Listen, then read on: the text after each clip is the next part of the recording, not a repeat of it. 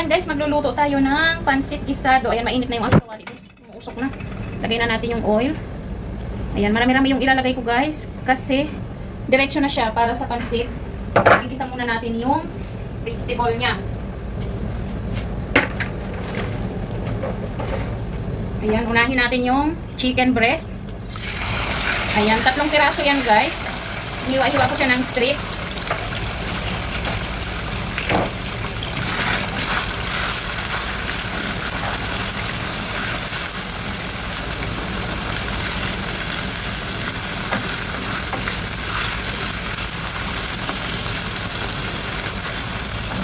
Ayan, mabilis lang yan guys. So, ilalagay na natin yung bawang. Sasabay natin yung bawang para mabango at magkalasa na yung chicken natin.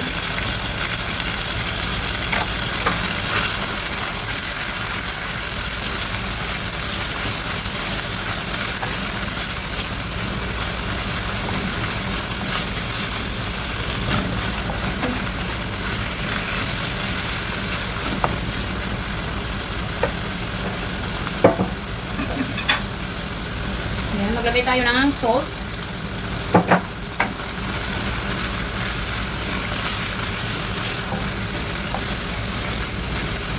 So ayan guys, pumuti na yung ating chicken. Luto na yan. Tatanggalin ko muna para hindi siya tumigas.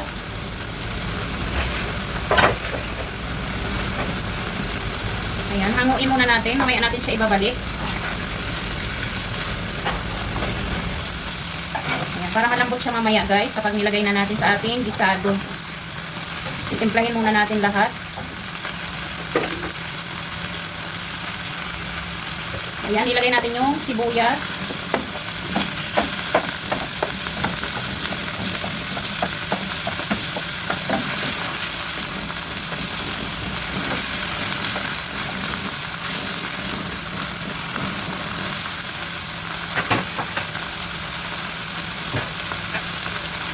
Sabay ko na yung celery guys.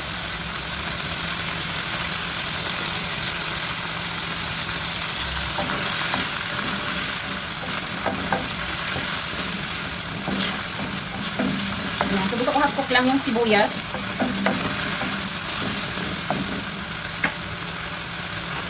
Ayan, ilagay natin yung carrot. Yung ating green beans.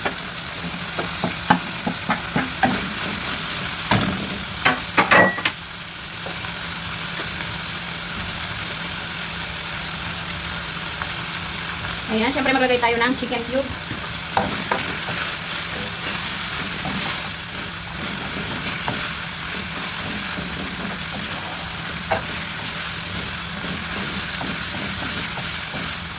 Ayan, so igigisa muna natin yung vegetable niya. Tapos pag naluto na, magsiseparate tayo guys para may panlagay tayo pag kaluto lahat.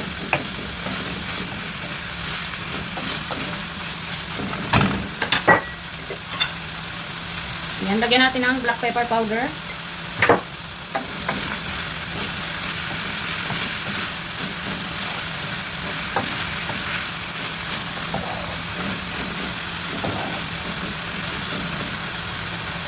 Takpan muna natin guys.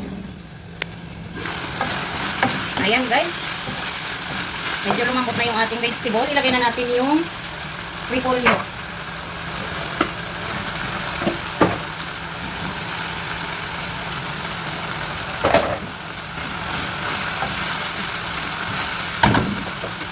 So, gamitin natin. Mas madaling ihalo. Naghahanap na ng kapalit itong sandok ko guys. Naghihiwalay na sila. Kasi palaging kinagamit.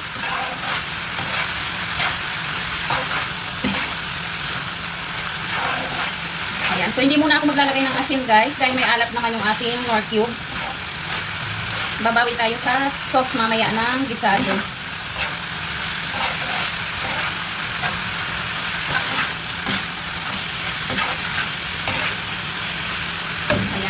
Ibalik natin yung chicken. Ang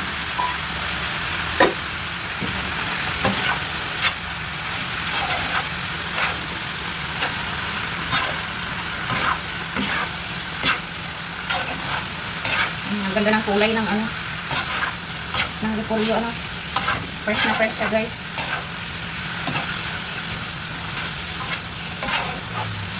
Ayan, so okay na ito. Half cook lang. Ngayon mag-ano muna tayo guys. Mag-separate tayo ng pang-ibabaw natin mamaya.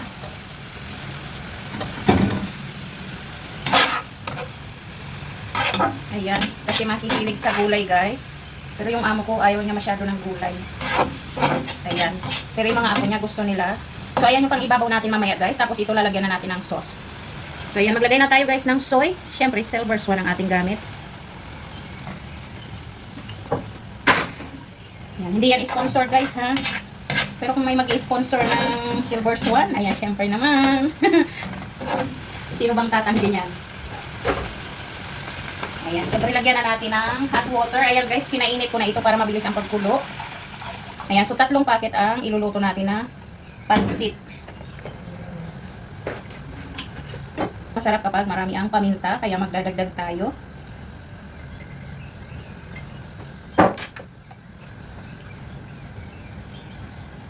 Ayan, so hayaan muna natin kumulo bago natin ilagay yung ating pansit.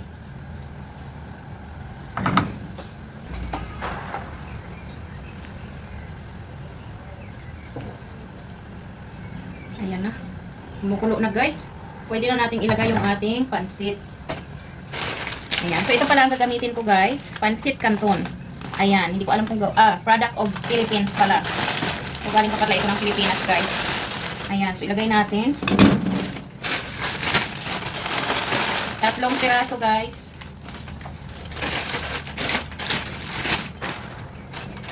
Ayan. Medyo i-ano natin para magkasya. Ayan, medyo i-flat natin. Tapos ilagay natin itong pangatlo.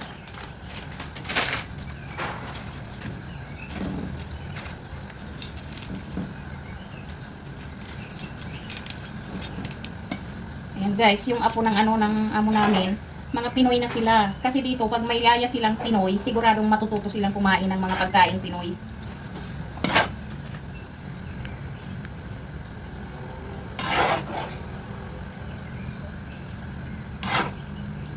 Ayan, so magdagdag tayo ng vegetable.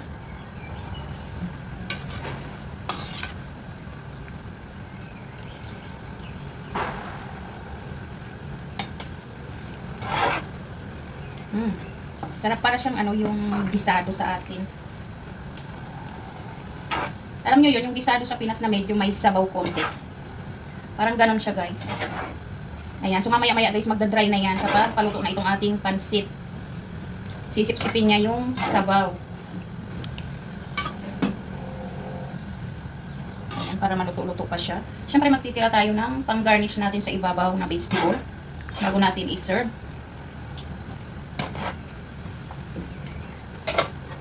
Ayan, papatikman natin guys kay Budots yung lasa. So ayan guys, medyo matabang daw. Magdadagdag tayo ng fish sauce or patis. Ayan, hindi na soy sauce ang ilalagay ko guys para hindi umitim yung ating pansit.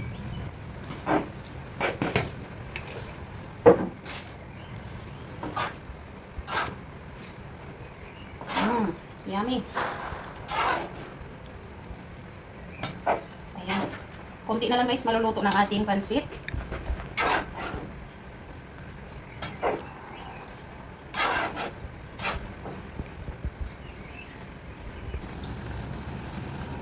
Ayan guys, okay na ito. Ayaw ko siyang palambutin masyado kasi maluluto pa siya ng gusto sa init guys. Ayan, so pwede na nating i-off ang apoy niya at ilagay na natin sa ibabaw itong mga vegetable niya guys. Ayan. So saktong-sakto yan mamaya guys kapag isi-serve natin. Lutong-luto na siya. Ayan. So ready na guys. Ayan, sana nagustuhan nyo. Sana nagustuhan nyo ang ating pansit gisado guys. Ayan. Ayan na siya oh. Ayan, syempre bago ang lahat, titikman muna ng nagluto guys. Ayan, mauuna muna yung nagluto, tsaka yung videographer. Kung masarap na. Ay, ang haba niya guys. Yan. Sakto. Ayan, tapos sa Pilipinas guys, di ba, pwede nyong lagyan ng kalamansi kapag kakainin nyo na. Ayan, nasa sa inyo yan kung gusto nyo lang. Since walang kalamansi dito sa Lebanon guys, lemon ang gagamitin natin. So ayan, maraming salamat. Sana nagustuhan nyo guys. Bye-bye.